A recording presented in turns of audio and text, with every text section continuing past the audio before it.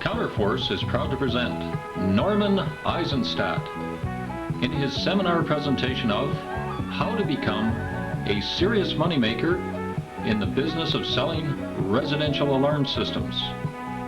Mr. Eisenstat has long been regarded as the Dean of Sales Trainers in the security industry and has been named the security world's top sales trainer for 5 consecutive years by Security Dealer magazine. Norm is a 25-year veteran of the alarm business, starting out as a salesman, becoming a sales manager, and finally, president of 2 alarm companies. His best-selling book, The Science of Selling Alarm Systems, is now in its 4th printing.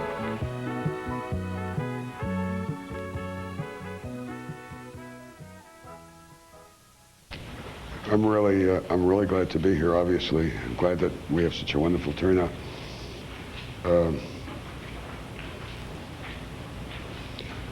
I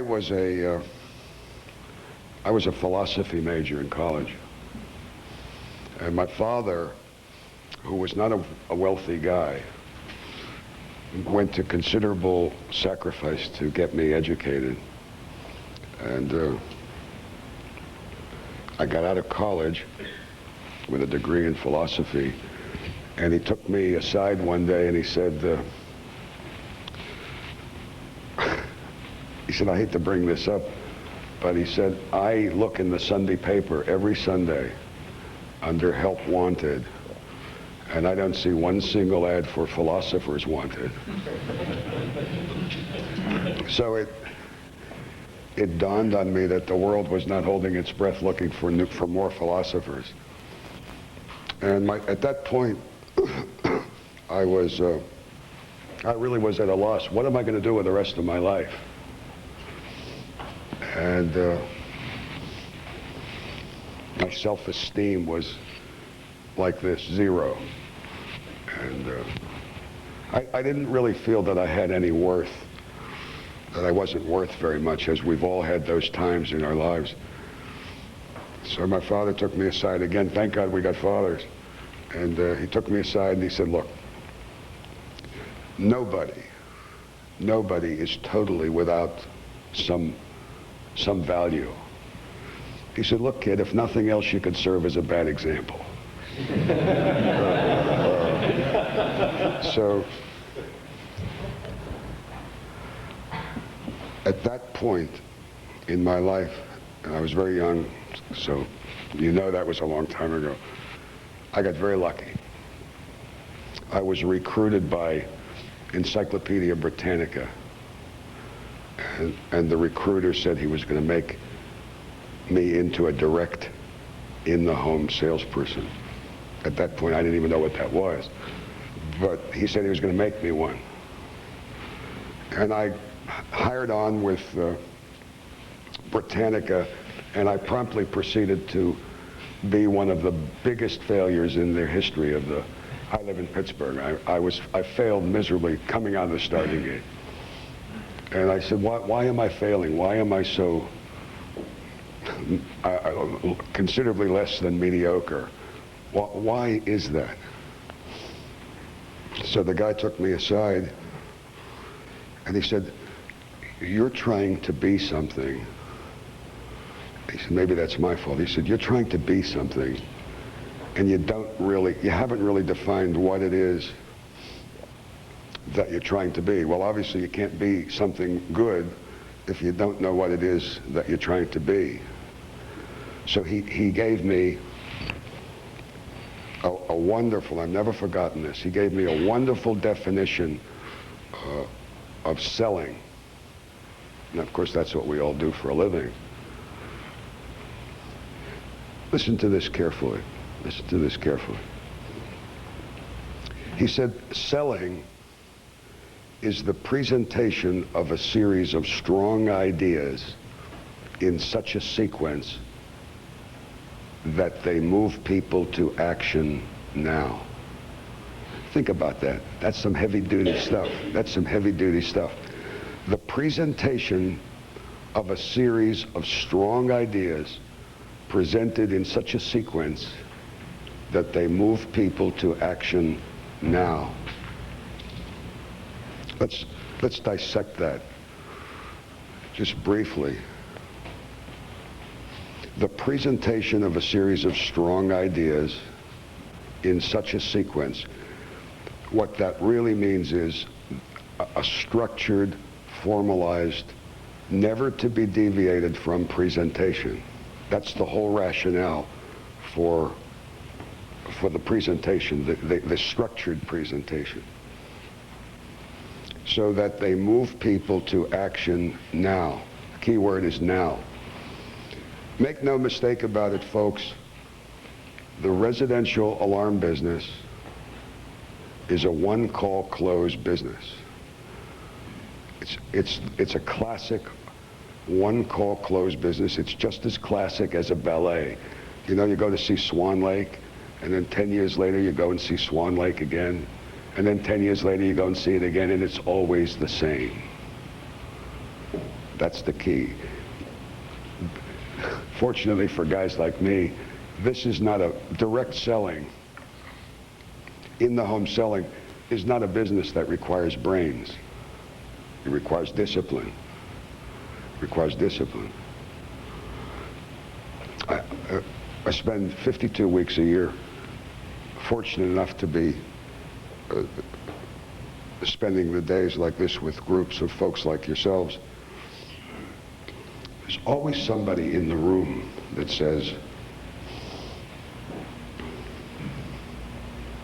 you're not talking about a canned pitch, are you? Well, you know, just by the way, you know how people can ask you a question, but they're not really asking a question, they're making a statement. You could tell it from the curl of their lip. They're saying something, they're letting you know what they think of it. And I always know that the person who asks that question in that way is a person who doesn't sell very many alarm systems.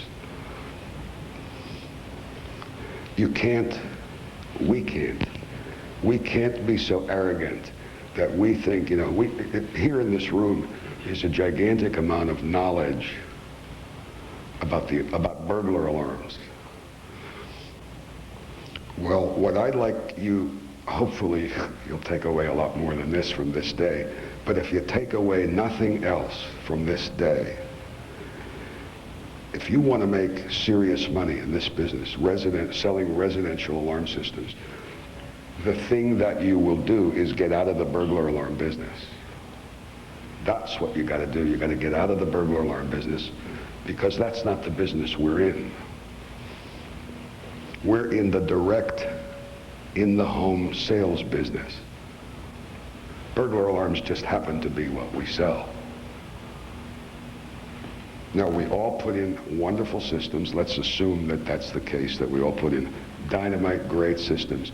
Let's assume that, and let's not even bring it up for the rest of the day. That's a given. And now we're going to concentrate on the techniques and the philosophies and the attitudes that are necessary in order to be a serious, heavy-duty, direct, in-the-home salesperson. I laugh to myself sometimes. I think to myself, in my checkered career, did you ever notice the resume of a direct salesperson? It's a checkered, multiple product, multiple industry thing, practically without exception, my own included. And I always wondered why that was. Well, I didn't realize. Now, I happen to have sold the three things. I've sold a lot of things, but I happen to, among them, I sold the three things that people want the least in this world. People absolutely want the least in this world. I sold life insurance, cemetery plots, and burglar alarms. You know, after all, did you ever notice you spend half your life ducking life insurance guys? Now, let's assume that everybody in the room is a responsible citizen. You know you're going to die, ultimately. You don't want to leave your wife having to go down and shred coleslaw at the Burger King So as a responsible person, you know that you've got to have a lot of life insurance. In fact, if you don't believe in life insurance, you just try dying once without it, and you'll see what. And yet we spend half of our lives ducking life insurance salesmen. The fact of the matter is,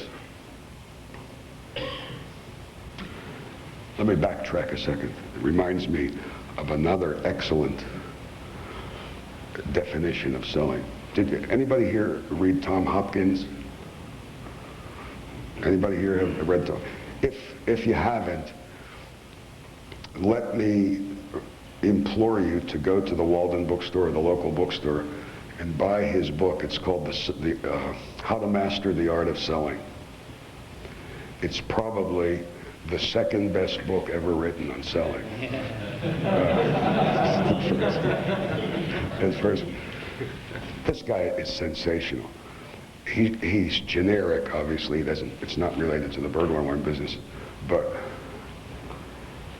it's just a wonderful book, and I really suggest that you buy it and that you read it. You'll love it.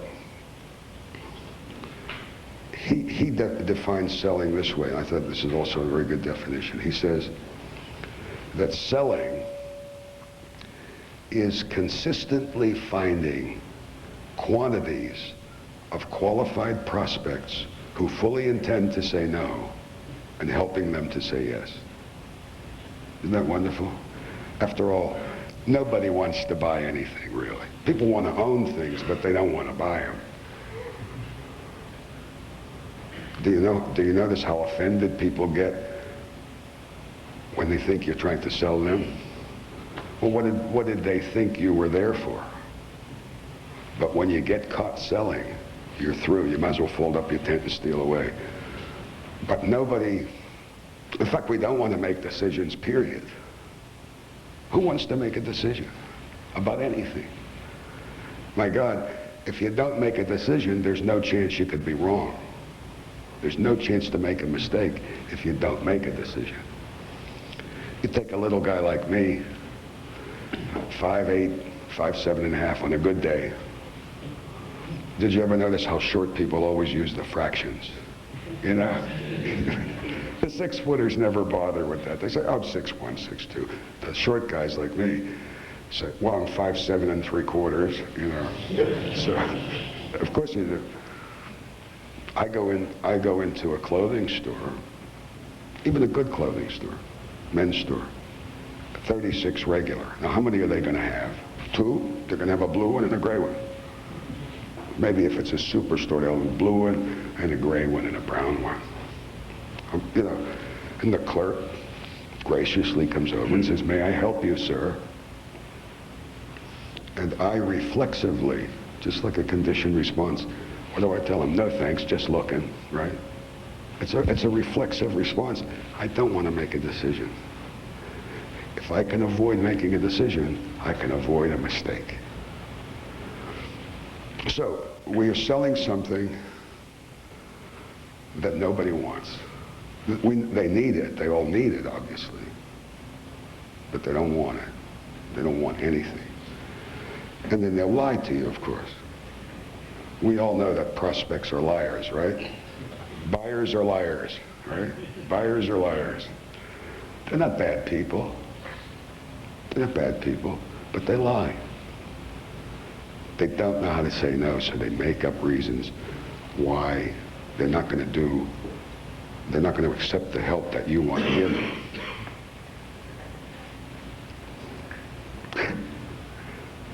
People say to me, well, you're not advocating. There are 2 questions I get asked. Actually, 2 questions. They say, you're not advocating high-pressure tactics, are you? Well, of course I'm not. Of course I'm not. However, I happen to be the highest pressure salesman in this universe. But nobody would be aware of it. Obviously, the minute they become aware of it, you become offensive, and then you're lost. But how else would you come into a stranger's home. He's never seen you before. You're selling something that he doesn't want for a lot of money. He doesn't understand how it functions. You don't have a brand that he recognizes. And you want him to make a commitment tonight. Of course you do. Well, how else would you do that if you didn't acquire in quantity? Most of the alarm people sell alarms by accident. They wait for volunteers. Well, I don't know about you, but my standard of living requires that I can't wait for volunteers. I gotta make them buy it tonight. And so, people say, but you're manipulating people. Well, of course you are. All first call close selling is by its very nature manipulative. But that's what we do for a living. But we do good. People say, why do you use those high pressure tactics and you manipulate people and you got all those skills that make them do? I said, I make them do what? I help them to be responsible people.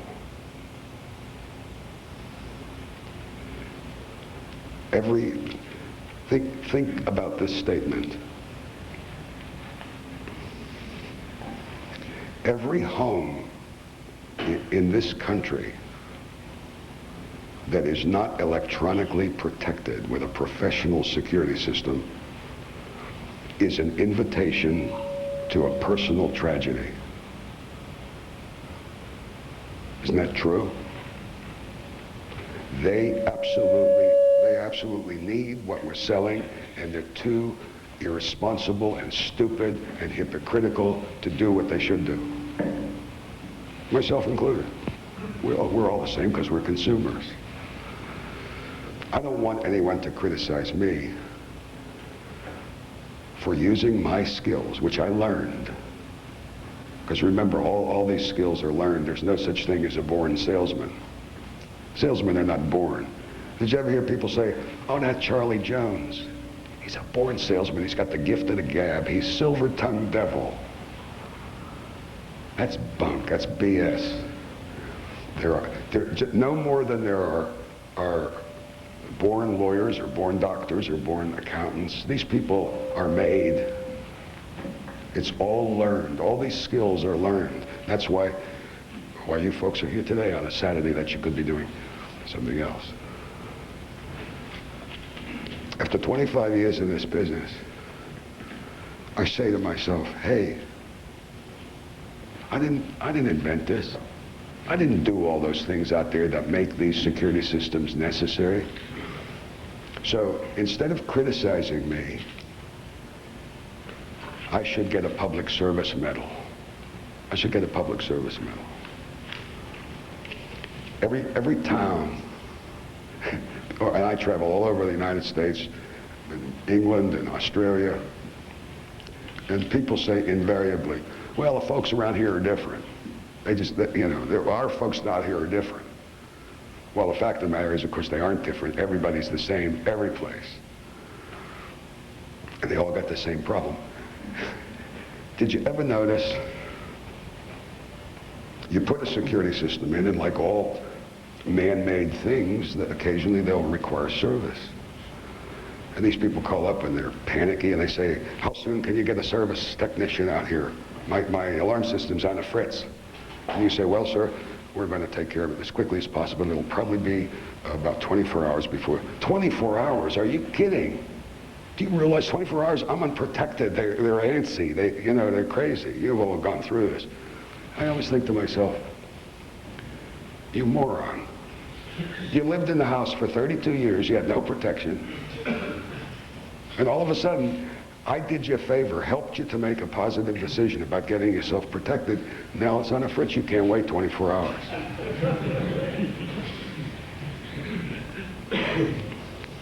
Of course, the point that we learn from that is,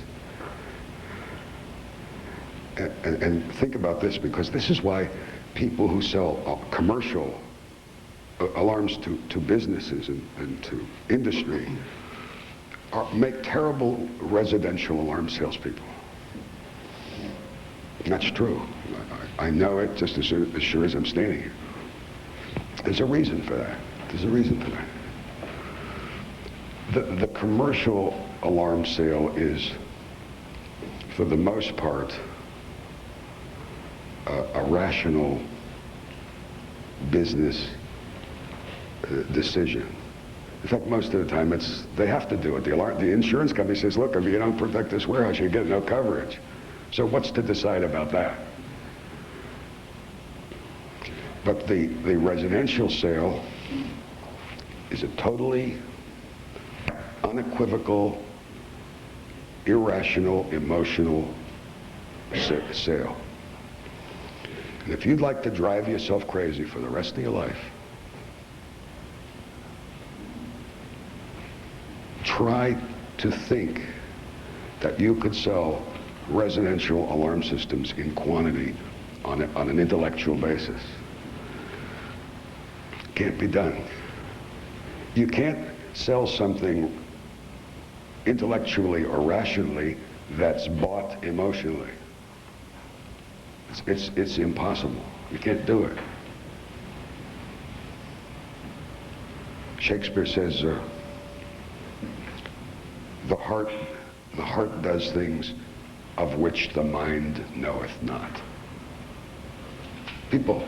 I always say, people say, well, what's the secret? I don't have much time to spend with you. What's the secret of really making some big bucks in this business?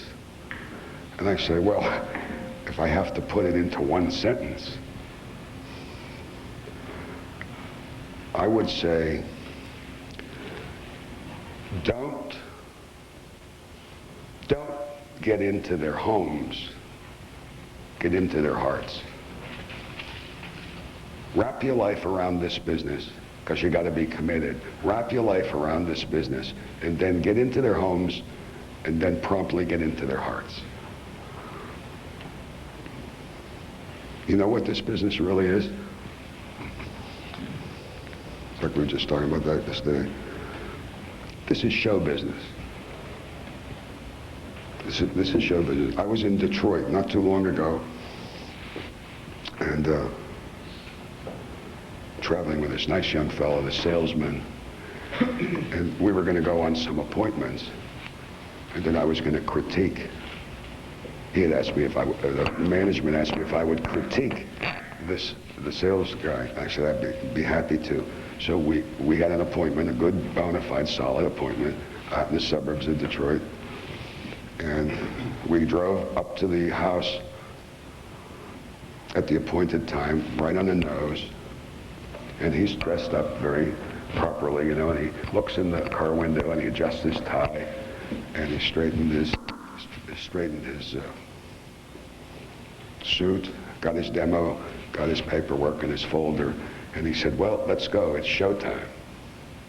It's showtime. This kid was a super dynamite, heavy producer, and I could see why. Think about this. Think about this. Think about last week, or any week, a representative week in your business life.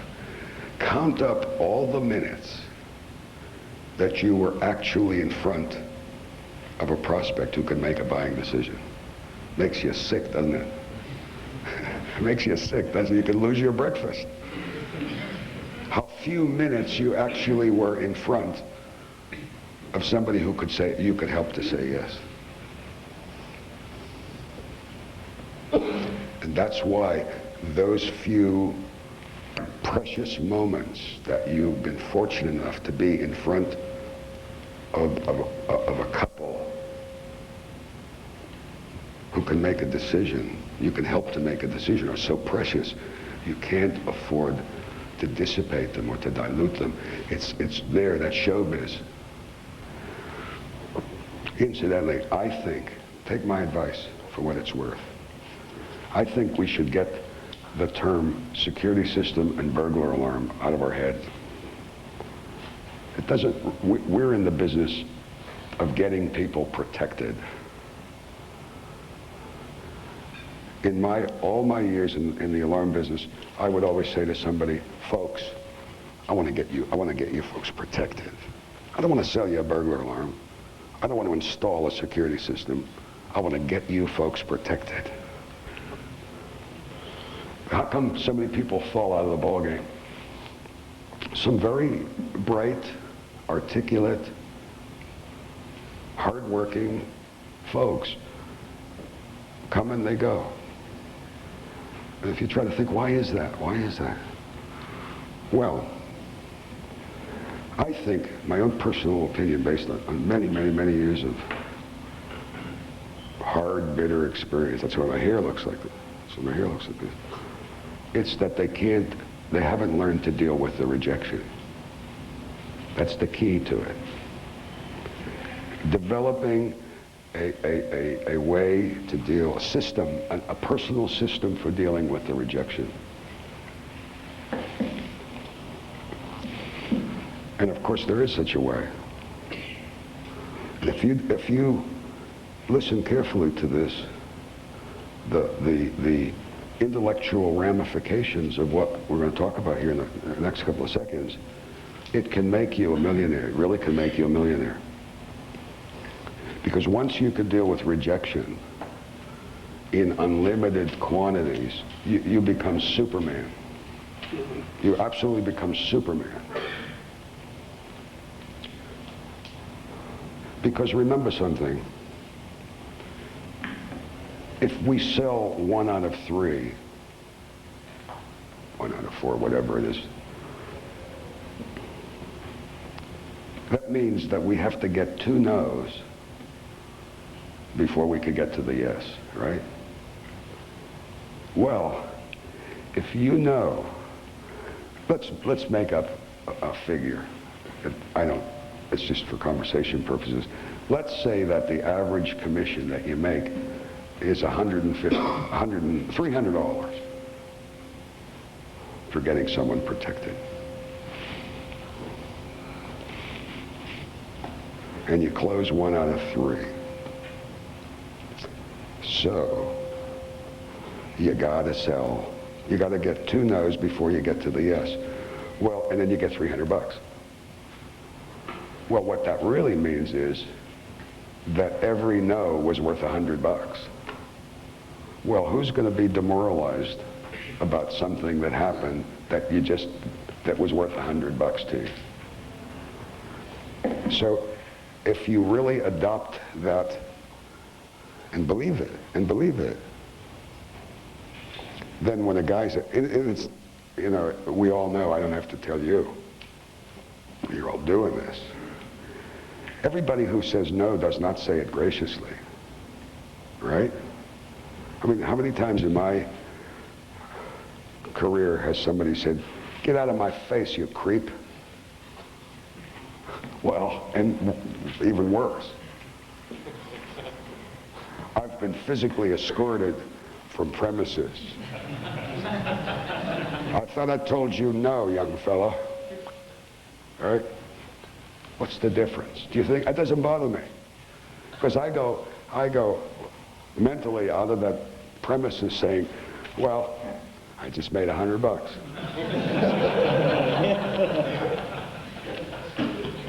In fact, if you really get into that, you can't wait to get to the next call because it's going to be another no. And then you'll be through with the 2 no's and you'll be on your way to the yes. You'll want to make an extra call before lunch so that you could quick get the yes is coming this afternoon. I'm going to skip lunch. I'm going to skip lunch so I could quick get to the yes. Well, you're not going to get crazy and demoralized and down because you just made $100. You get paid for the no's. Traveling with a salesman. I'm traveling with a salesman, and he said, would you do me a favor? He said, would you go and make a call with me? It's not my bag, but the details are unimportant, but he said, it's a commercial, a big Fortune 500 company. He said, would you make a call on, I regularly call on this security director once every about 6 weeks. major customer of ours. You'd be doing me a big favor. I said, sure, of course I will. Let's go. So we go to this headquarters and we get ushered in to see the security director. She was a woman security director. And this salesman that I was with introduced me. He said, this is Norm Eisenstat. He's a vice president. So she says, am I supposed to be impressed with that? And I immediately thought, oh, this is going to be real. This is really going to be fun. She proceeded to work this salesman over something god-awful. It just made my stomach curl to see how she demeaned him and just disparaged him and he takes this because I was a major customer. I have never seen a human being treated with less dignity and so just totally worked over. And I'm just observing this and my stomach is curling. I'm just working myself up into a rage and my stomach's churning. And she said, well, we don't need anything now, so why don't you get lost? She's looking at her watch. She stands up and she says, why don't you guys get lost? He says, thanks, Marianne. I said, it's been a real pleasure meeting you, ma'am.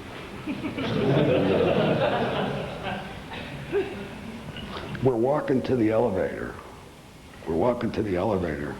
And he's whistling. My stomach is curdling. I'm so mad I could bite nails. And he's whistling. And he's humming, you know. I said, hey, what's wrong with you? Are you not all there?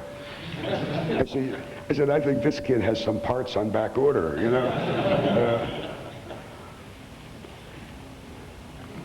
I said, what that woman just did to you.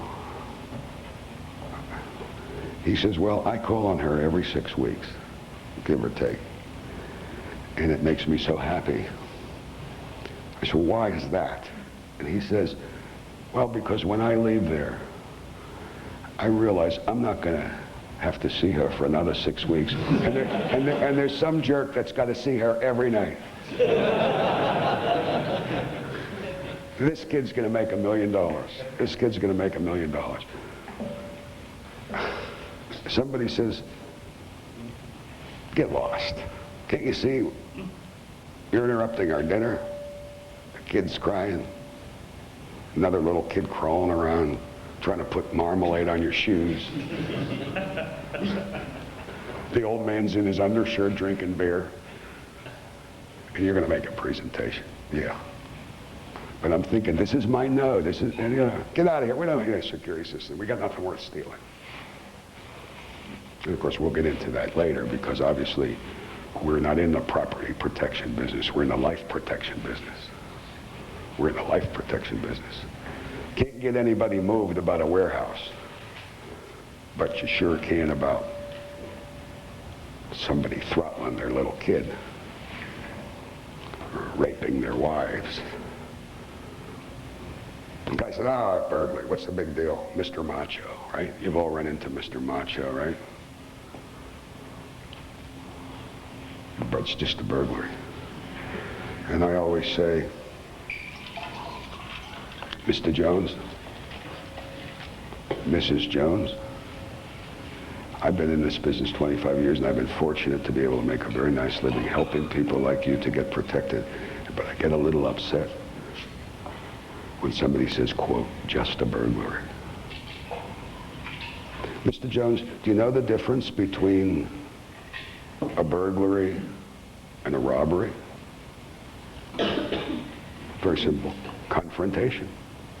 Someone's there. And do you know the difference? Do you know the difference between a robbery and a rape? Just the fact that you weren't home, she was home alone. And do you know the difference between a rape and a murder? Just very simply, she said no. So don't tell me just a burglary. Because in seconds, a burglary becomes a robbery, becomes a rape, becomes a murder. And that's what I'm here to talk to you folks about. I want to get you protected. Now, showbiz, it's showbiz. You're acting, it's a performance. We all do it in different ways because we have different personalities. But if you don't realize, everybody wants to give them, everybody wants to, we know too much about burglar alarms. And that's good, you know. I'm not trying to make a case for ignorance. But I've been in the business I'm not very mechanically, I have no mechanical aptitude. It's not my thing. I've been in the business 25 years, almost 25 years, and I don't know AC from DC, except romantically, obviously. That's not what we're selling. We're selling, I don't know, I do a lot of these workshops with state burglar alarm associations. And it's nice, you go and get the usual rubber chicken and the prime rib and the bad mashed potatoes, and after the meeting, there's some guy comes around from a Demco and gives them a lecture on control panels or something, or downloading, or keypads, or yeah, whatever they talk about, you know. And that's just hardware. And the irony of it is that the less hardware you sell, the more hardware you'll sell. Talk about that momentarily. Rejection. Every no brings you that much closer to a yes. Isn't that true? Of course it's true. So if you buy that and you believe it and you're committed to it, you are now able to take unlimited amounts of rejection, and the next time that somebody says to you, why don't you get out of my face, creep? You'll be humming and whistling, and you'll be saying, my God, I can't wait to get to the next one, because if I get those two out of the way, I'm on the way to a yes. And that's the key to it. If you could deal with that rejection, you will be Superman, and you will be financially comfortable. You'll have a box crammed full of CDs, if that's your thing, whatever your thing is. People don't buy things. People buy ideas. They buy ideas. You can't move anybody emotionally with a thing, but you can move them with an idea. You could really move them.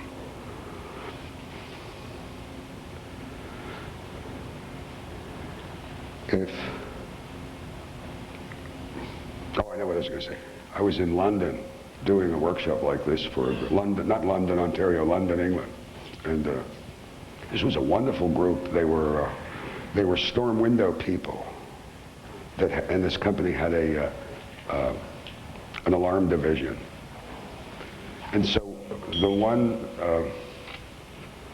we got to talking with some of these young sales folks, and the one kid says, where are you from in the States? And I said, Pittsburgh. He says, oh, I have an aunt that lives in Cleveland, which is not so far from you. He says, I'm coming there very shortly. And I said, well, that's wonderful. I said, here, I'll give you my card. You call me when you get there, and we'll have a beer or we'll have dinner or something. You know, we'll have a good time. But don't you dare not call me. Give me your card. He said, we don't have cards. I said, you don't have cards? He says, no, we're not allowed to carry cards. And if the company doesn't supply them, and if they catch you buying them with your own money, you get fired. The management philosophy, and it's a good one. I'm not telling you to go out and ditch all your cards, but there's a point to be made here. The management philosophy there was,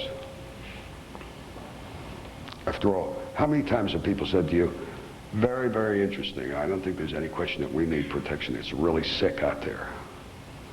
Look, why don't you do me a favor? Do you have some literature on your system? Let me see some literature. Give me your card and we'll get back to you. Yeah, they'll get back to you. No piece of literature ever sold a security system. And of course, somebody asking for your card, you're in the process of being ushered out of the ball game. No. There's no advertising agency in the world capable of producing some marvelous, magical, mystical piece of literature that will sell security systems. It ain't gonna happen.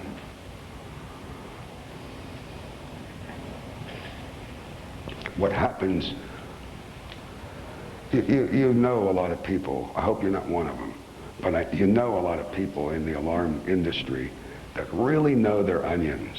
They really know a lot about burglar alarms. And they'll go into a home and they want to give somebody a technical lecture on burglar alarms. And first of all, everybody, the prospects are very quickly yawning. And if they're not yawning, they're totally confused, which is a very good reason not to make a positive decision. It's hard enough when you're not confused. These guys that want to give everybody a technical lecture to impress this prospect with how much they know.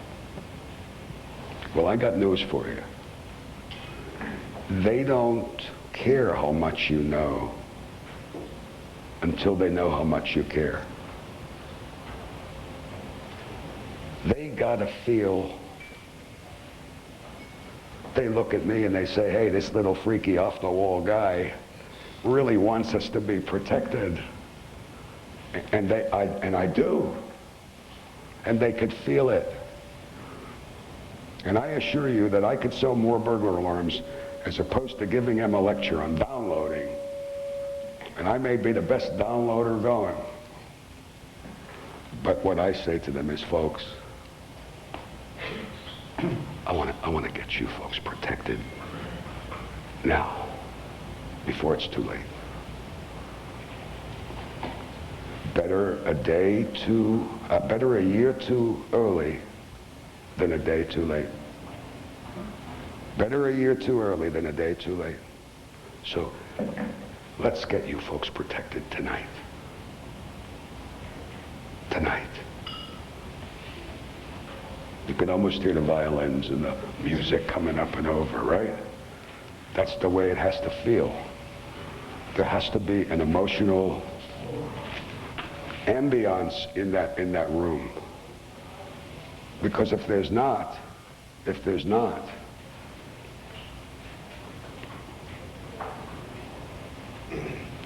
you're not going to get them to make an emotional decision. There has to be an emotional ambiance.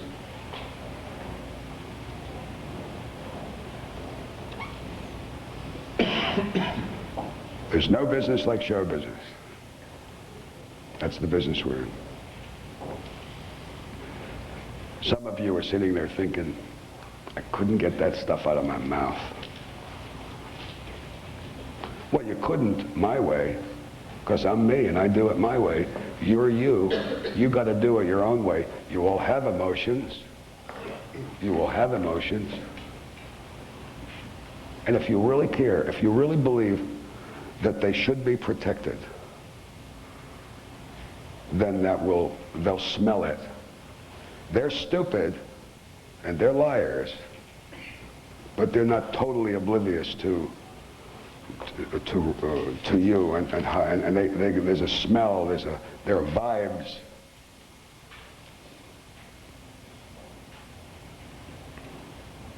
Anybody here have price problems? Have a problem getting your price? Everybody who doesn't have a price problem, raise their hand. Right, 0. Of course, of course.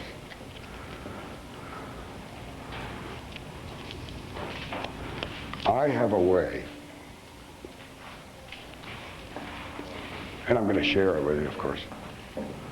I have a way to eliminate the price problems and sell alarm systems in quantity And it has nothing to do with selling burglar alarms or security systems.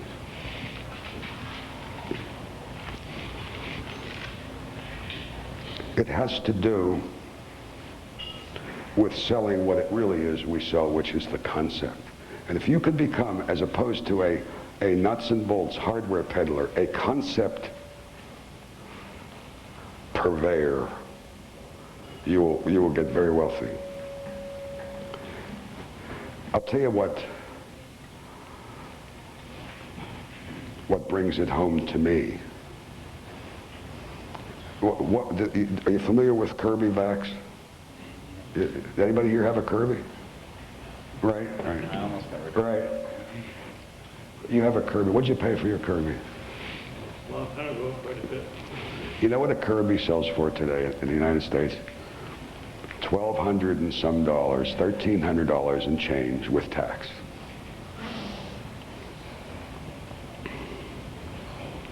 Kirby did $600 million last year. So they did $600 million. Electrolux, anybody have an Electrolux? Similar to a Kirby. They did $450 million. So between the two companies, over $1 billion. Then you have all the other ones, Rainbow, Airway, Compaq. There's a whole bunch, right? They do about another, all put together, about another $1 billion. $2 billion. Kirby's, $1,300. Now, I don't know about you. I'm not very mechanical. In my mind, a vacuum sweeper is a stick with a motor on it and it sucks dirt off a carpet, you know. Right? I mean, that's my perception, you know. How? Oh, incidentally, let me backtrack a couple other things. Number one, of course, you know that you could go around the corner to Simpson's or Eaton's and buy a Hoover for 99 bucks on special any day of the week. Does the same thing. It's a stick with a motor on it. It sucks dirt off a carpet.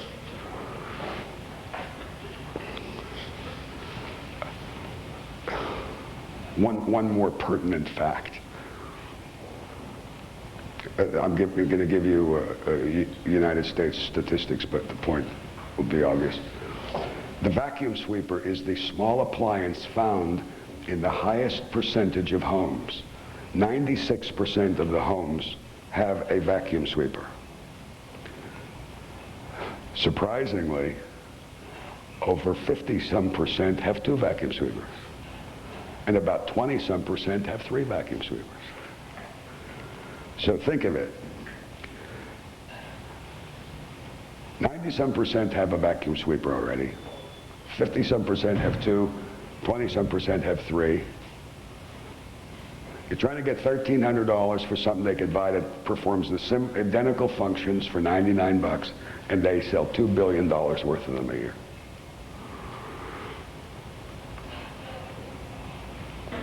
How did they do it? And how is that relevant to our business? Well, I'll tell you, because I sold Kirby's. We were recruited, or was almost recruited. It's great training, by the way. Anybody here who's a recruiter, if you could find Kirby people there, absolutely. I would trade 7 ADT people, 4 players to be named later, and a first draft choice for 1 Kirby guy.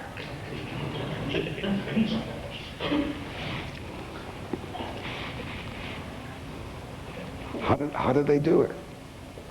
Well, I'll tell you how they do it, because I sold them. They don't sell vacuum sweepers. They don't. A vacuum sweeper is the counterpart to the burglar alarm, and it's hardware. They sell a concept, and the concept is more leisure for the lady. And obviously, the point is that because the Kirby or the Electrolux is so effective and efficient, et cetera, you get the house cleaned and so forth so quickly that you have all this free time now for leisure, and it changes your lifestyle. Now you tell me, you go put a price tag on changing your lifestyle. Tell me, what's that word? I'm an old, aging bachelor. You tell me you're going to change my lifestyle? I mean, I'm going to haggle with you about price? Are you kidding? I'm going to say, where do I okay the paperwork? In fact, at Kirby, you could get fined $25 if you use the term vacuum sweeper within hearing of anybody in the office. They called it a sanitizing system. They sold the concept. And of course, the point being that we don't sell burglar alarms or security systems or whatever you want to call them. We sell peace of mind, protection for loved ones.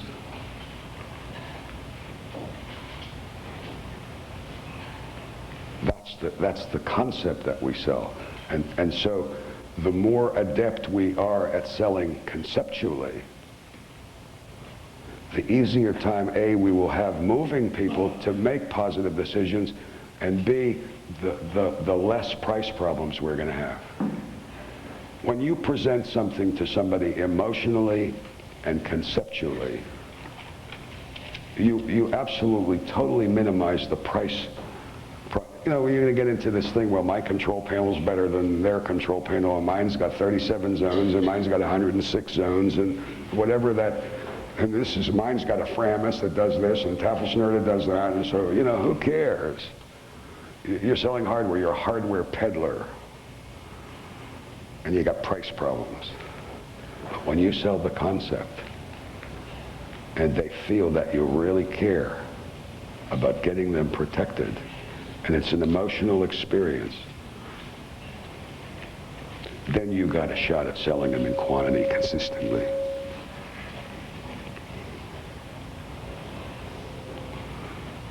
They don't care how much you know until they know how much you care. So save the hardware discussions for your colleagues at the Alarm Association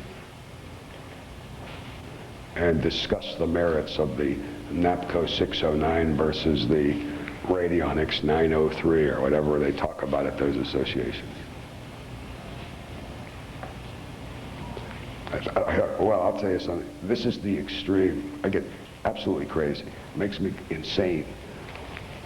I was invited to do a workshop with an alarm association out in Long Island in New York. And so I went there and I said, hey, what's on the agenda, you know, besides me? And they said, oh, it's going to be dynamite. First, we have a speaker coming from Bluegrass Electronics, and he's going to give us a talk on whatever they make.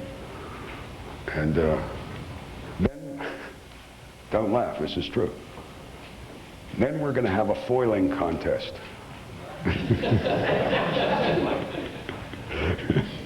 Charlie Schwartz over here won the foiling contest last year, and now he's the champ, and now we've got some contenders here. They're going to have a foiling contest. I said, would you be offended if I left? He said, because I'm going to spill my dinner. I said, this is absolutely, but actually it's so representative of the mentality that we find in this business and that we have to get rid of if we all want to get seriously wealthy. I used to sell, and this is obviously many years ago, I used to do a deal for Kirby. They weren't 1,300 then, but they were proportionally big bucks. And I would say, God, I did it again. I did it again. And I could barely get the thing going, you know. I knew where the on-off switch was. And I could do a little demo on Did you get into the Kirby to any? Well, I saw the Chuck Connors movie. Right, because we used to do a thing, not to get in the vacuum sweeper business, but there's a point I think to be made here. Part of our presentation was that we would go upstairs into the bedroom, and we would pull down the sheet, and very rarely is there fresh linen on the beds in the world. And you scrape along your hand under the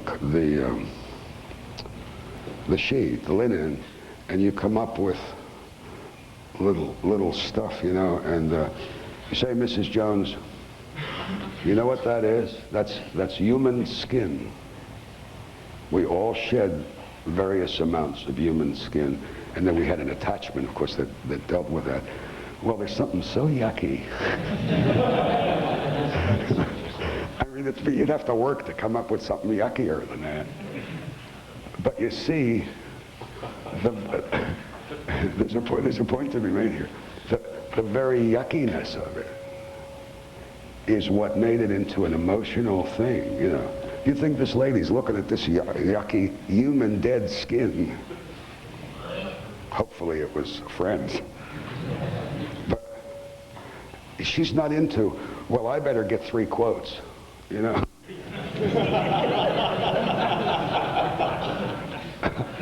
No, I mean, I'll do anything. If I had something that would eliminate this and it's in my house, oh, yuck.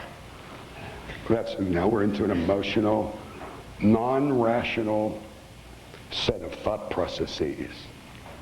That's what we need. We need to tear their heartstrings out. As I said earlier, don't get into their homes, get into their hearts. And then you could sell more of them, and you could get more money for them.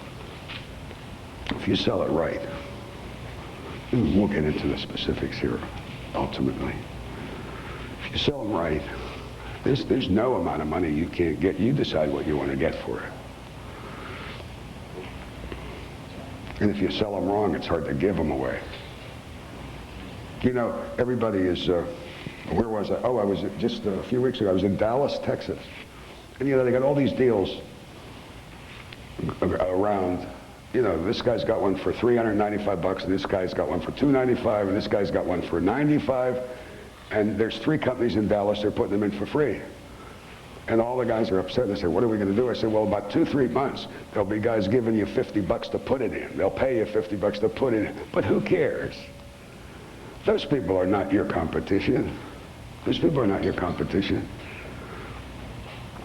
There'll still be good guys like you and I out there 20 years from today. I hope I'm still here. Getting $3,000, $4,000, $5,000, whatever you get for your system, and doing it regularly. Those of us who are astute enough to realize that we're smart enough to get out of the burglar alarm business and into the direct sales business, which is the business we're really in.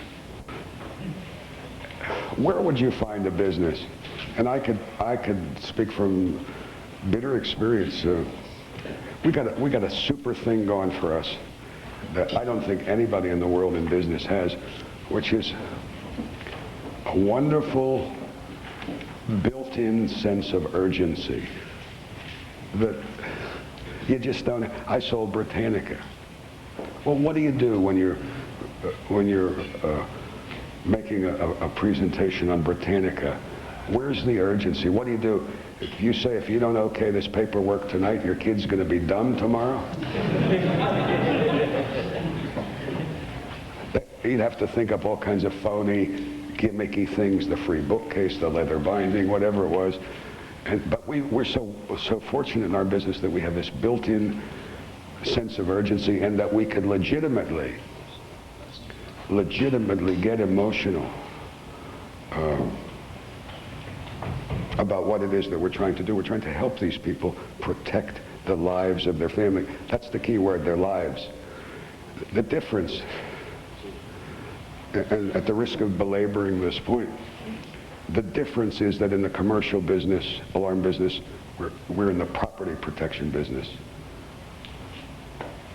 But in the residential business, we're in the life protection business. We're in the life protection business. We sell, you know what we sell? We sell living insurance. We don't sell life insurance, we sell living insurance. And that gives you the right. That really does. It gives you the right to be emotional. And you say, see that lovely family up there? Jimmy, and Mary Jane, a wonderful wife here. God gave you those ones. They're irreplaceable treasures. There's a lot of forces out there trying to take those away from you. And I want to help get you folks protected tonight. I want to help you to fend off those creeps and those monsters out there. Mrs. Smith, when did your husband pass away? Mr. Smith passed away, you said 4 years ago? 5 years ago it was. I really sympathize with you because my mother passed away 3 years ago. My father passed away 3 years ago. And my mother's been living alone. I visit her frequently, of course. But she really lives alone. She's 84 now. God bless her. But you know something, Mrs. Smith? It's a lonely feeling, I know. Once we get you connected to our 24-hour day, 7-day a week, 365-day a year electronic protection, Mrs. Jones, you're never going to be alone again. Never. Never, never, never. We're friends now. I could touch her. Do you know what that means, that body language? I could touch her. We're friends. I'm family. And that's the mode. That's the mode that you have to get into.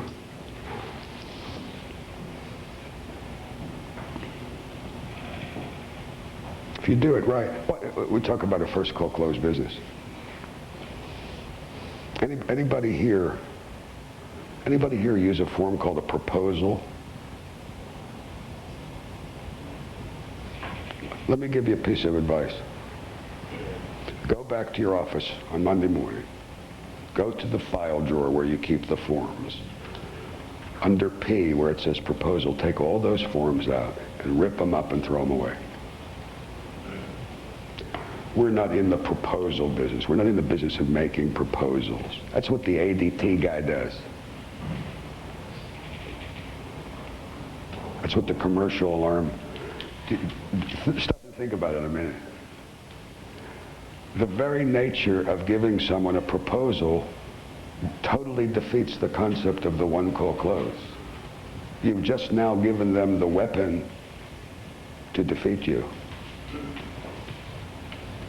Just think about it. I propose. You consider my proposal. You're not into 2 calls, you're into 3 calls. Sudden death. Sudden death. At Britannica, you were not allowed to go back. You could get fired for going back. What leads us to believe that if we couldn't do it the first time, after we had done a professional job of building this emotional ambience, this atmosphere, this environment, and we had built them up to the point where an attempted close is called for. And we'll get into the presentation later. What makes us think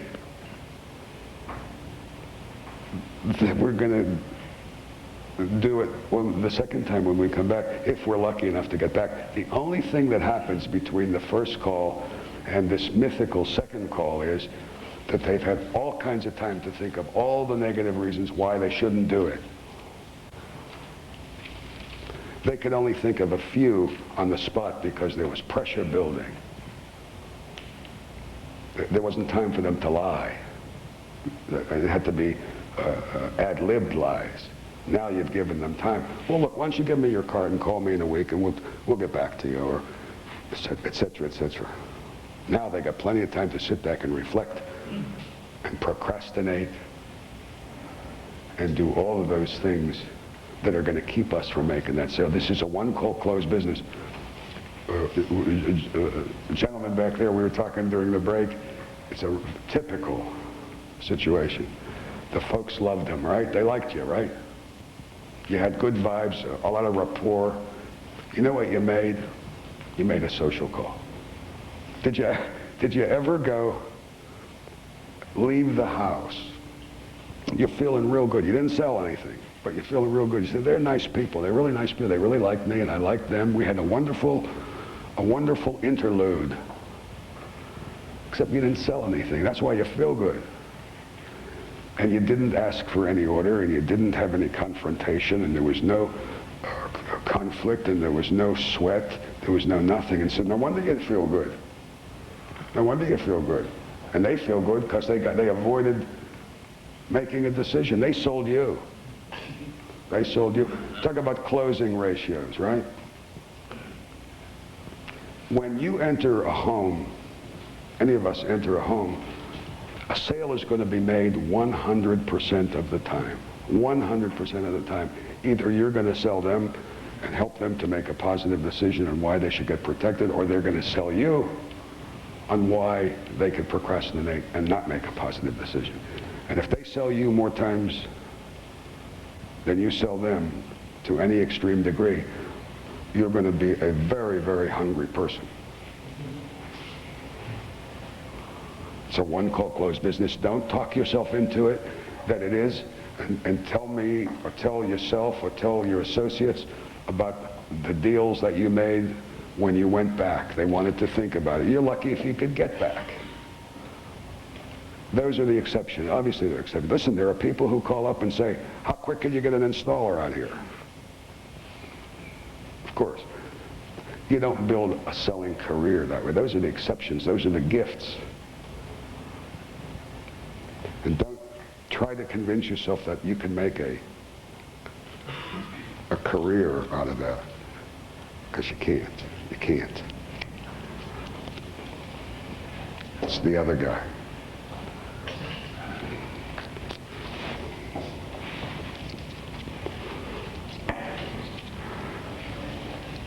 Jot that down. We're in the life protection business. We're in the first call close business. We sell emotionally and not rationally or intellectually. Shakespeare said it, I said it earlier. The heart does things of which the mind knoweth not. Did anybody ever buy a diamond ring rationally? Anybody ever buy a fur coat rationally? Of course. The heart does things of which the mind knoweth not.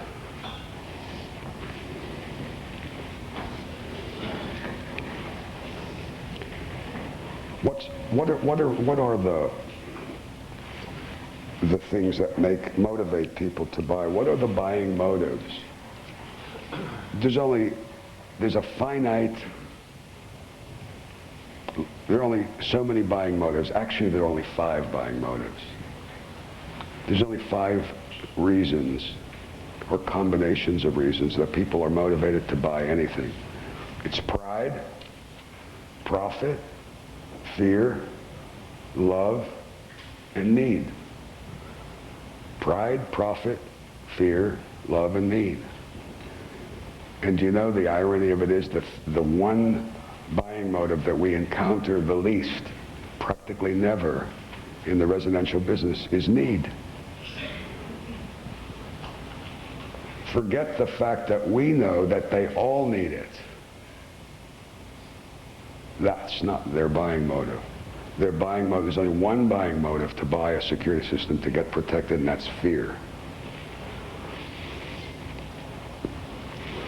People say, well, you're not advocating the use of scare tactics, are you? Of course I am. Of course I am. Unequivocally I am. It's a question of developing the skills to present that in an inoffensive way. Here's the key statement of this day. Here's the key statement of this day. If you understand this, it's a millionaire maker. You can't sell people solutions to problems they don't think they have. I mean, if a person doesn't believe they have a problem, how could we conceivably think that we have a ghost of a chance of selling them our solution? It's impossible. A person would have to be insane to buy a solution to a problem he doesn't think he has. So obviously, as skillful professionals, it's up to us to develop the methodology of making certain that those people know they got a problem. Once we're comfortable that they certainly are aware that they have a problem, now we have a shot at selling them our solution.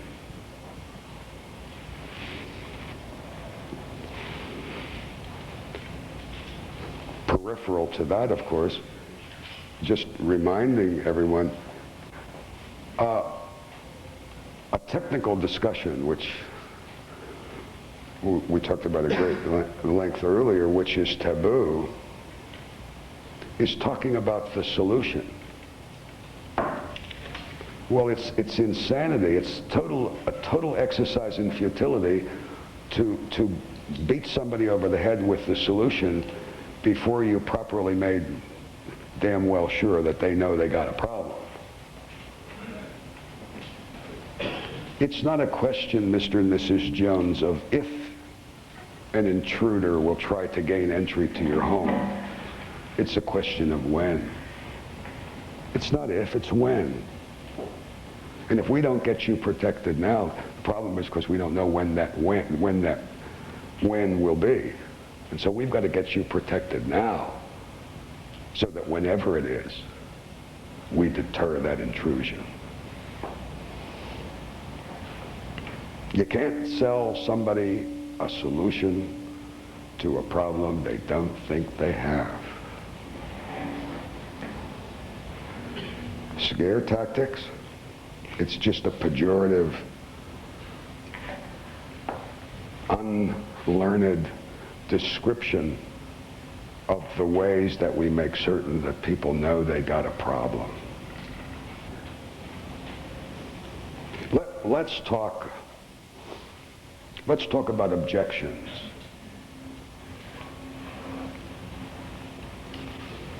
The objection is a terrible word, by the way, because it really isn't, they really aren't objections. And we'll see how this all fits in after lunch when we dissect this presentation and we go through it. Objections are,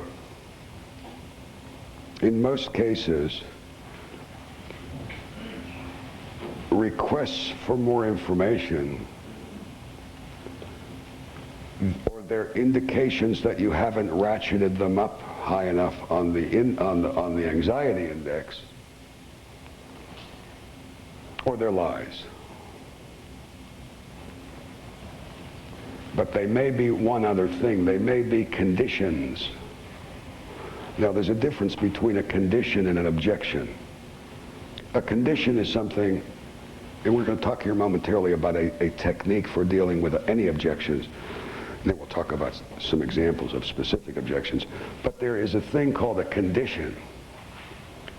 And you can overcome any objection, but you can't overcome a condition. And a condition is, look, if the guy says I can't afford it, and the repo man is in the driveway trying to hotwire the car to take it back,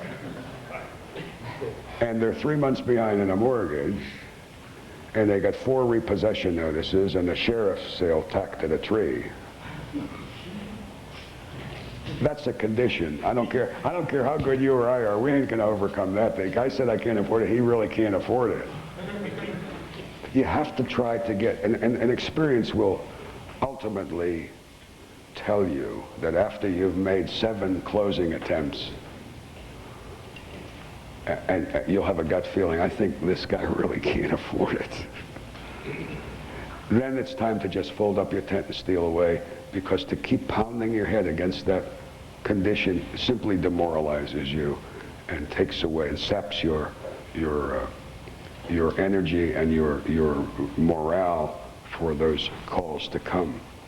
But the objection is a very complex subject, and it's worth spending some time on, because obviously you may sell the best security system going, and let's assume that you do sell a very good one. I hope you do, because you cannot build a business when the basic product isn't top drawer, because that has to be assumed. So we do assume that. But the best system at the best price in the worst crime-ridden area imaginable will be to no avail if you can't deal with the objections, because then you'll be stymied. And I'm not just talking about one objection, I'm talking about 6 objections right in a row. Boom, boom, boom, boom, boom. Now you have to be able to skillfully deal with as many of them as arise, because if you run out of ways to deal with them, if they've got 6 objections and you only have 5 ways to deal with it, you lose. You've got to build an arsenal, and we'll talk about that here in a second or two. Here's the technique, and this is a universal. This is a universal. I have lots of examples, incidentally, in the book. I call it repeat, reassure, and resume. The 3 R's, and it ain't reading, writing, and arithmetic. It's repeat, reassure, and resume. Here's how that works.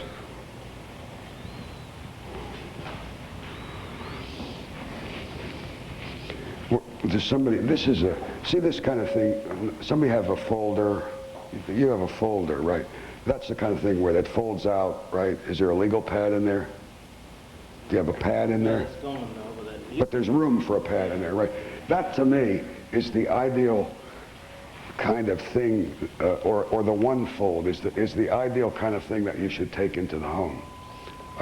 With a legal pad, you know, in the center, and all your paperwork and your agreements and your security surveys and so forth over here.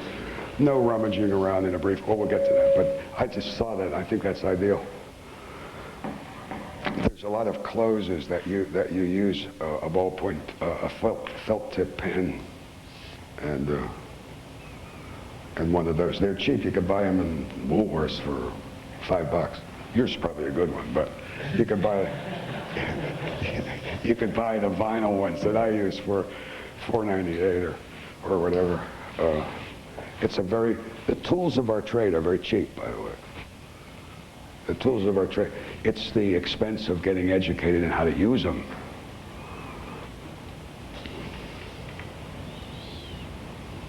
Repeat, reassure, and resume is how this works. Look, Eisenstat, I agree with you. I think we need it. No question, it's sick out there. Terrible stuff going on in the neighborhood. You seem to know what you do. You seem like a credible fellow, and I think your company is probably a reputable company.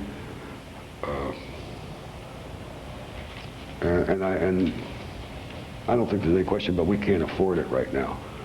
My wife has to go down and visit her sick mother in Florida, and I made a commitment to the orthodontist for my younger daughter's teeth, and I've got school coming up for my little son, and we just can't afford it. We need it, but we just can't afford it. Well, I can understand you saying that, Mr. Jones, that you can't afford it. Look, I'm a family man myself. My God, sometimes it's a wonder, the cost of living today, it's a wonder you could afford anything. So I understand you saying that. Repeat, right? We repeated the objection. Whatever the objection is, obviously we have to repeat it, because number one, it would be discourteous. We have to acknowledge that the objection came up, so we repeated it. That buys us a little time. That buys us a little millisecond of time to reach out into the memory bank and bring. I can understand you saying that you can't afford it, Mr. Jones. My God. Look, I'm a family man. I have 2 sons. You have a daughter and a son. I have 2 sons just about their age, and I know exactly what you're talking about. You got this lovely house here. But do you know something, Mr. Jones? Mrs. Jones? It's a funny thing about this life of ours. It's kind of like priorities, isn't it? We all have the same kind of thing. Sometimes I think my whole life is made up of payment books. I reach into my drawer and I got a whole drawer full of payment books. And we all have the same things. And I'm doing this now on my legal pad in front of them. I said, look, we all have the same things. We all have, give or take, and there are probably differences in the numbers. But I think generally you folks would agree. Then you've got food, and you've got clothing, and you got shelter, and you probably got General Motors on your payroll with a payment book, transportation, and you've got school, and you've got medical, and you've got all these things that we're all obligated to. There are responsibilities, and that's why we think we can't afford things. Well, let me tell you folks something. Mr. Jones, Mrs. Jones, if you put protection for this wonderful family, these 2 kids, and your lovely wife, yourself, treasures that are irreplaceable and that God gave you only once, if you put protection priority-wise down here at the bottom of this list, there's no question that you can't afford it. Who could? Nobody could. But let me tell you something, folks. Mr. Jones, Mrs. Jones, if you put protection for this lovely, irreplaceable family right up here at the top where it truly belongs, it's not a question of I can't afford it, it's a question of how can I afford it. And I'd like to show you a protection plan that my company has. Repeat, reassure, and resume.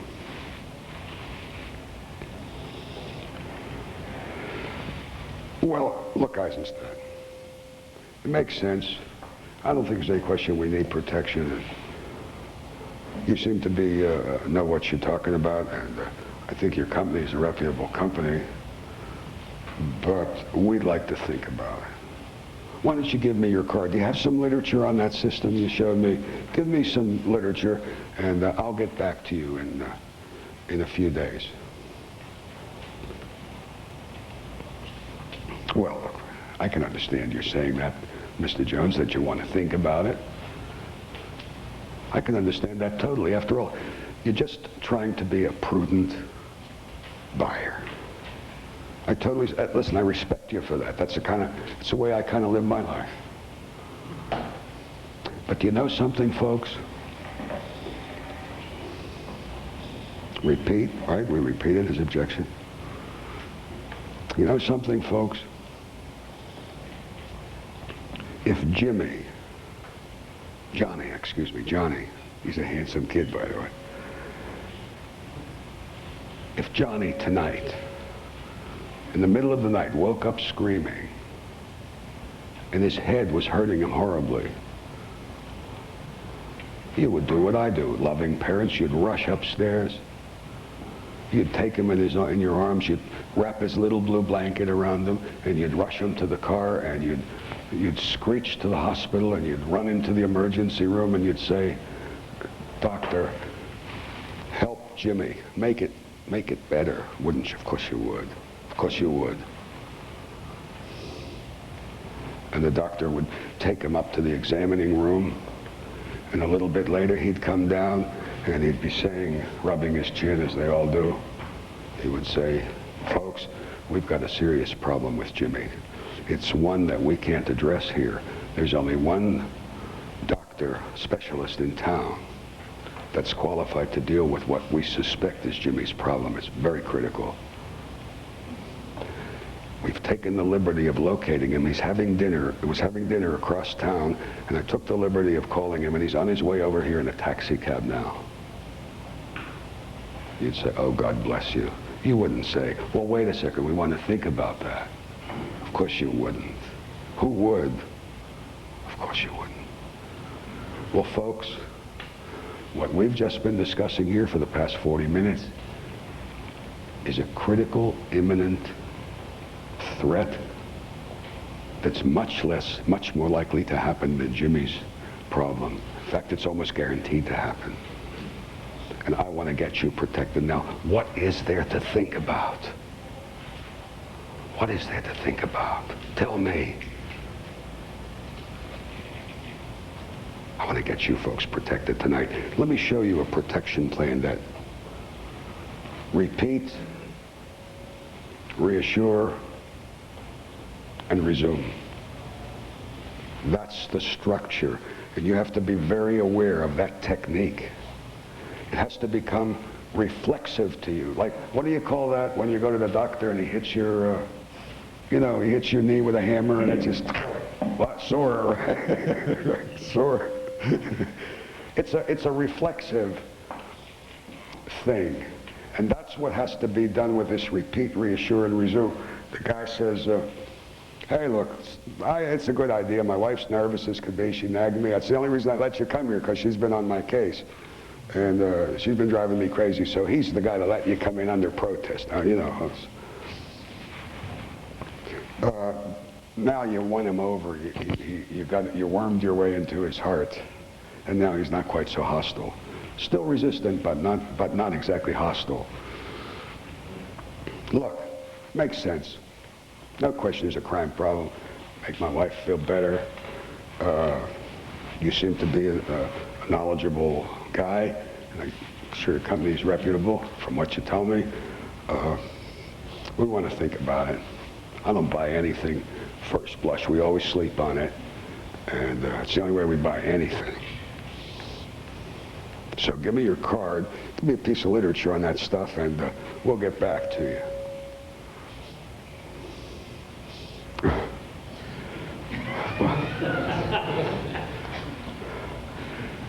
I can understand you're saying that, Mr. Jones. I appreciate it. I'm in total sympathy with it. I think you're just trying to be a prudent consumer, and I respect you for that. That's the way I buy, personally.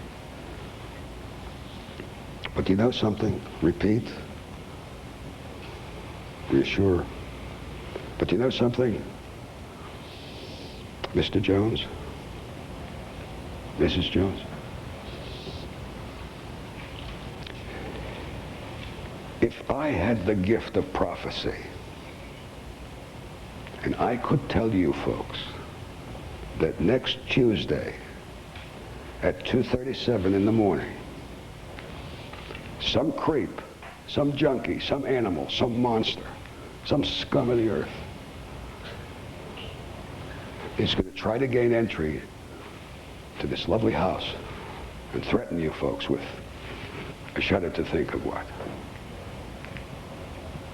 If I could tell you beyond a shadow of a doubt that that would happen next Tuesday at 2:37 in the morning, you wouldn't want to think about it. You could say, make sure your installer's here Monday at the latest, right? Of course you would. Of course you would. Who wouldn't? But do you know something, Mrs. Jones? Unfortunately, Mr. Jones, unfortunately, I don't have the gift of prophecy. I don't. I truly don't.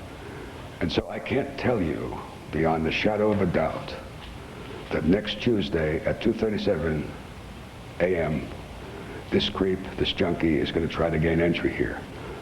But I'll tell you what I can tell you, folks. There will be a day when it will happen. It's not a question of if it will happen, it's a question of when will it happen. And I want to get you folks protected now, because that's the only way we could guarantee that you'll be protected. And I say to you folks, better a year too early than a day too late. I don't want to see a personal tragedy here. I want to get you folks protected tonight. Let me show you what this will look like on paper. Repeat, reassure, and resume. That's a structure, that's a technique that you have to reflexively launch into. You may have to do that 5 times. They say, don't ask me who they is, they say, I did read it, some well-regarded sales kind of guy said that it was his personal opinion that generally the average sale is made on somewhere past the 5th closing attempt. Maybe more, I don't know. But from my experience, that's not a bad ballpark. Well, if that's true or even vaguely accurate, we know that there will be multiple objections, generally. Remember, this person's trying to wiggle out of making a decision. He's trying to get rid of you. You're a threat. You're a nice guy, you're a nice woman, but you're a threat. And what you're threatening is to make him make a decision. So you have to build an arsenal of these little vignettes. When you go to your lawyer or your accountant, and these people are professionals, they've been trained as professionals. Did you ever notice that when you go to your lawyer or your accountant or your architect or your doctor and you go into his office, he's got 3 walls full of books. Professionals study their profession. You go to the Walden bookstore, or what's the bookstore here? Well, they're Walden bookstores, right? Or the big bookstores, any bookstore, good bookstore. You go to the business section, you'll see row after row of books. Some of them are masterpieces. Some of them are masterpieces. And if we're professionals, we should be spending some of our money on the literature of our profession, because that's where it comes from. I read, Zig Ziglar wrote a famous, everybody here's heard of Zig Ziglar, right? He's famous in the sales business. He wrote a lot of books, but he wrote a book called 65 Closes, 65 closing techniques. And I read that, and the way I was reading it, I was looking, most of them are applicable, they're generic, they're applicable to anything. You just have to think it through and modify it to our business. But I read that book, and I didn't like many of them, and I didn't feel comfortable with most of them, but there was one really good close in there. Well, it took me many hours to read that book, but it was so much worth it, because out of that book I got one good close. I got one, you go and you get one good little story that fits one of these objections. The guy says, look, Eisenstat, he's Mr. Macho, and you run into these because, you know, there is a twisted kind of person out there who somehow thinks that you're, and if you do it, and some guys, I guess, could maybe screw this up and give this this implication that he's not capable of taking care of this family and protect. He's the breadwinner. He's capable of protecting this family. He says, listen, I know what you're saying, and that makes sense, and that's what you do, and so forth. I'm sure it's all right, and your company's probably okay, and you seem like a nice enough fella, but I don't need any burglar alarm. I got a gun, and I'm good with it. See that double-gauge shotgun up there? Let somebody try to get in this house, and I'll have his ass. Oh, yes, and Martha here could attest to that. Oh, yes, he's wonderful with it. He won the Marksmanship Award down at the American Legion 2 years in a row. So Harry really knows how to use this thing. Well, I can understand you're saying that, Mr. Jones. In fact, I noticed that when I walked in, it's a I don't know much about guns, but just looking at it, I did notice it when I came in. It's a handsome piece of artillery, and I'm sure that you're good using it.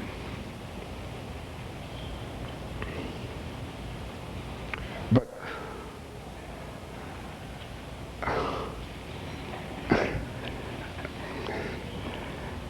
I've been fortunate enough to be in this business, folks, a long time, and I've made a wonderful living helping nice folks like yourselves getting protected.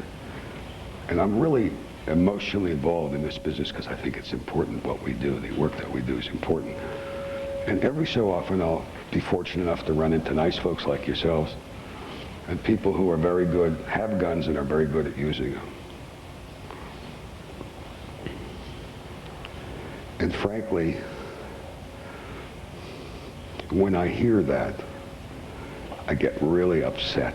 I get really emotionally upset because it reminds me of a terrible incident that happened not too many years ago. Does anybody remember, do you folks remember Jacques Yablonsky, the mine workers? Right. Jacques Yablonsky, folks, Mr. Jones, Mrs. Jones, was a very cocky, courageous guy. He was a straight shooter, courage. And the United Mine Workers was being run by the president, a very corrupt guy named Tough Tony Boyle. And Jacques Yablonsky had it up to here with the corruption, and he decided he was going to run for presidency of the Union. And the minute he announced his candidacy, he knew he was a man marked for murder. And that was where the courage of it came. And he was a wonderful guy, loving father, had 2 lovely daughters, a wonderful, supportive wife. But he knew that Tough Tony Boyle was not going to be having any of this. He knew he was marked for murder. And so he slept every night with a loaded double-barreled shotgun beside his bed, and his wife and daughters slept with loaded pistols under their pillows. And New Year's Eve, they came in the night and they murdered them all. They murdered them all in their beds. The state troopers said they had to put rubber boots on because of the blood. So folks, the point I want to make to you, Mr. Jones, Mrs. Jones, the point I want to make to you is treasure that wonderful peace and use it and enjoy it. Get all the pleasure you can out of it. But don't, folks, I implore you, don't think that that will give you the protection anywhere comparable to professionally installed electronic protection. And I want to show you what the security system we demonstrated for you will look like on paper. Repeat, reassure, and resume.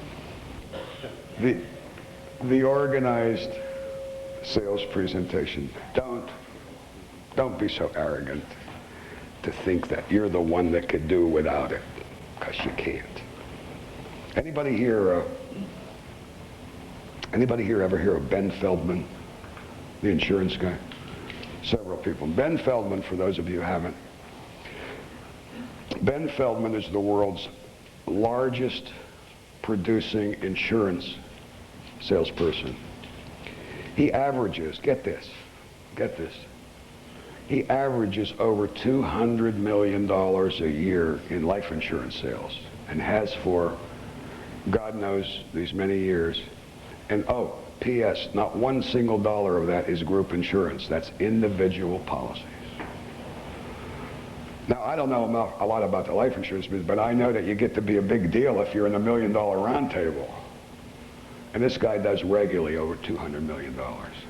So the New York Life Insurance Company, who wants to pickle this guy, obviously, sends him around the country to talk to their various groups of salespeople. And the guy I know works for New York Life. He says, I can get you in. Ben Feldman's coming to Pittsburgh. Oh, incidentally, he works out of a little town 40 miles south of Pittsburgh called East Liverpool, Ohio. And this is like Nowheresville. He said, I can get you into this seminar. He said, I think you'd be very interested. So I said, I'd love to. I've read about him. I've heard about him and so forth. So we went. And Ben Feldman is the antithesis, the absolute exact opposite of what we all think of the dude, dapper, slick, heavy-duty life insurance guy. He's a little fat guy. Makes me look like the Jolly Green Giant. He's about 5'2". He's almost equally wide. He's chunky, and he's got frizzy hair, you know, and his collar, one collar sticks up, one collar thing sticks up, and he speaks with a very thick Eastern European accent.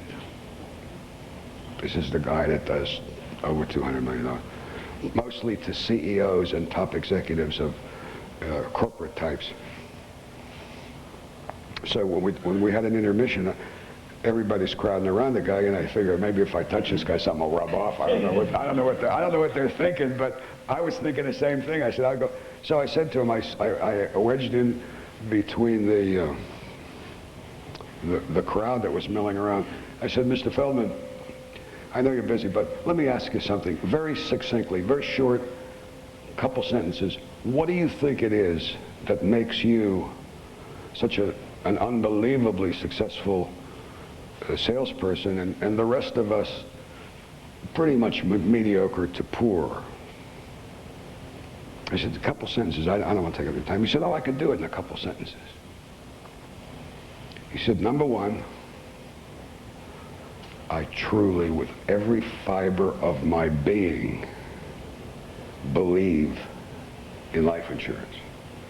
I believe that people should be covered and have more than they can really afford.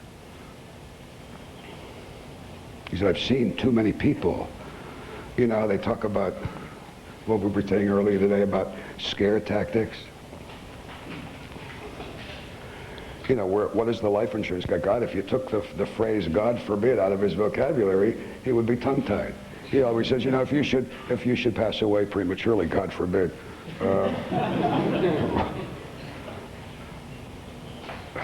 He said, I've seen too many people die, irresponsible people die, and their kids not get educated, and the wife selling down at the Woolworths behind the counter because this guy was irresponsible. I've seen that, and I believe in life insurance with every fiber of my being.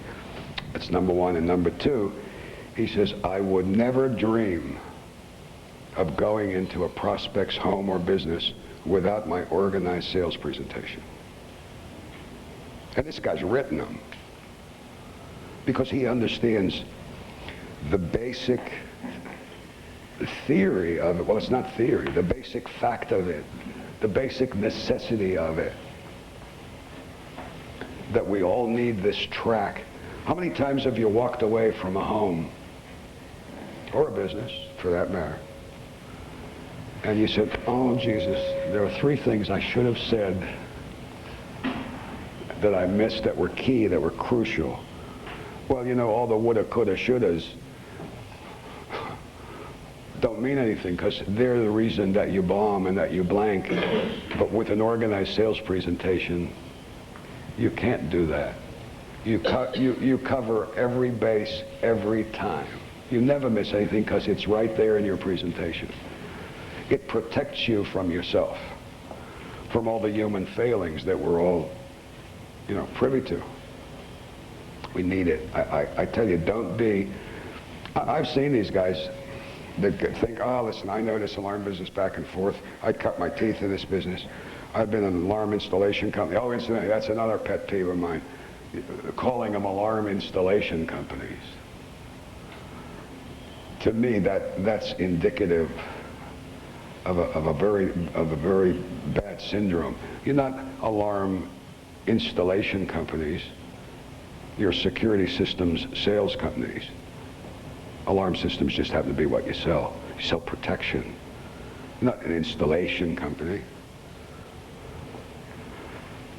I always tell the installers, obviously you need installers. You can't be in the business without installers. But I tell the guy who is an installer and is now getting restless because he sees, and I said, look, you install burglar alarms, you get paid like a mechanic. You sell burglar alarms properly, you get paid like a brain surgeon.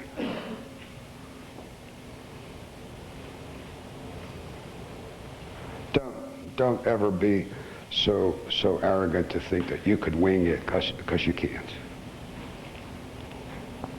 And somebody says, well, I'll get this for you.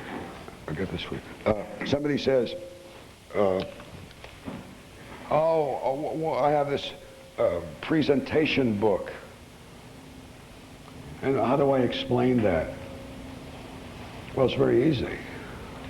That presentation book is a courtesy to those people, because you say, you're probably wondering why I have this presentation book. Well, because number one, I have very, very important critical information that I want to share with you folks, and I want to make certain that I don't miss anything, and that I don't leave anything out, and that I cover all the bases. And number two, I'm imposing on your time. You know, it's your leisure time, and so I don't want to take more time than is necessary, and this helps me to organize my communication to you. So I really hope that you understand that it's a courtesy to you.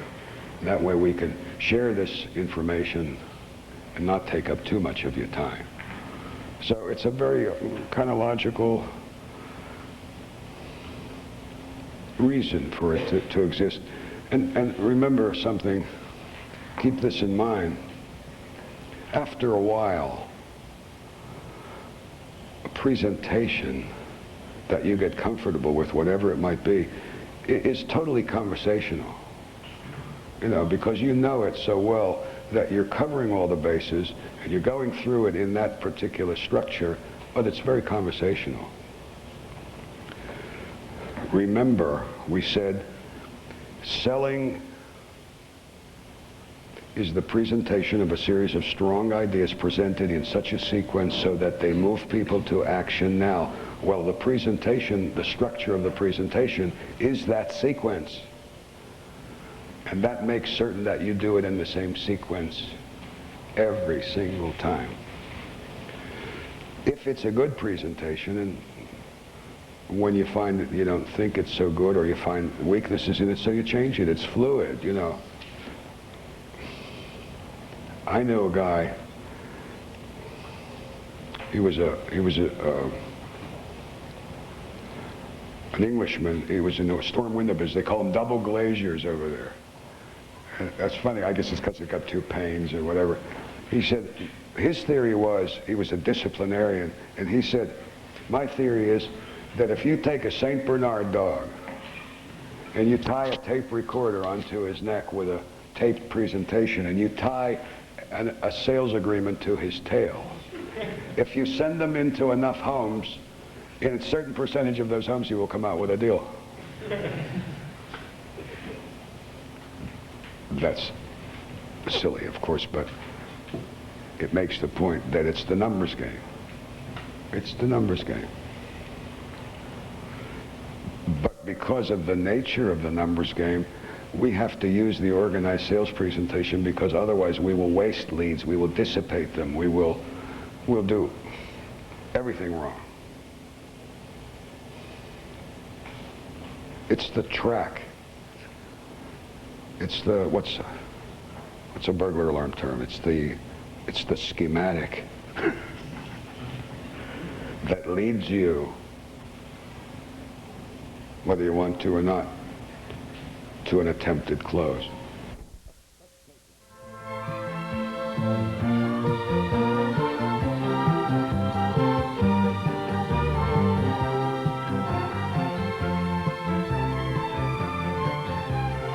This concludes part one of our video seminar. More information on the organized sales presentation and tips on how to close the sale are continued on tape number 2.